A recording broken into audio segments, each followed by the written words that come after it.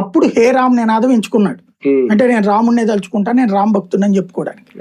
అది ఇప్పుడు ఈయనకు కూడా ఆయన స్వతంత్ర సమరయోధుడిగానే చూస్తారు ఇప్పటికీ గాంధీ. కానీ ఈయన రాజకీయ నాయకుడు కదా, క్రిస్టియన్ ఓట్ బ్యాంక్ దూరం అవుతుందేమో అని వెంటనే ఇది గాంధీ నినాదం అనేసారా?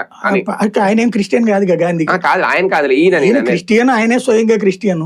రెండోది హిందువుల ఓట్లు పోకుండా ఉండడానికి గాంధీ గారి పేరంటే అక్కడ కాంగ్రెస్ నుంచి వచ్చినోడు కదా. అదే అది ఇలా గాంధీవాదం ఇష్టం. అదే క్రైస్తవులు కూడా బుజ్జగించడం, గాంధీ మాటలు అన్నాను తప్ప నేను అనే కోణం కూడా.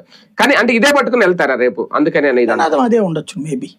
ఎందుకంటే అతనేమి ఇప్పుడు ఈ రావణ లాంటి వాళ్ళని సమర్థించినటువంటి సందర్భంలో రాకుండా నేను రాముడిని ఎప్పుడు గుర్తు చేసుకుంటుంటానని చెప్పుకోవడానికి పనికి. హోంశాఖ పనితీరుని తప్పు పట్టడమో లేదా ప్రశ్నించడం దాని గురించి ఏమన్నా, ఎందుకంటే ప్రతిపక్ష నాయకుడిగా ఆయన హక్కు చెయ్యాలి.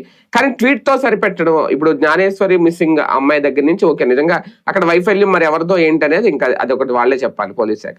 తర్వాత సాయి కృష్ణ గాని, లేదంటే మొన్న ఆయన క్రాంతి కిరణ్, ఆయన కుమార్, ఇవన్నీ ఆయన రాసుకొచ్చారు.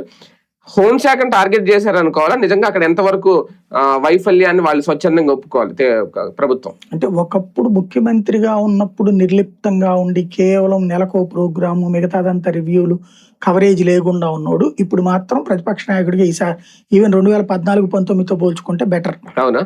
వెళ్తున్నాడు, ఎక్స్పీరియన్స్ వచ్చింది బాగా, వెళ్తున్నాడు, వాళ్ళ ఇళ్ళకి వెళ్తున్నాడు. మన క్రాంతి కుమార్ ఇంటికి పరామర్శిస్తున్నారు. ఇట్లాంటిది జరుగుతోంది. ఇది ఒక ఆస్పెక్ట్.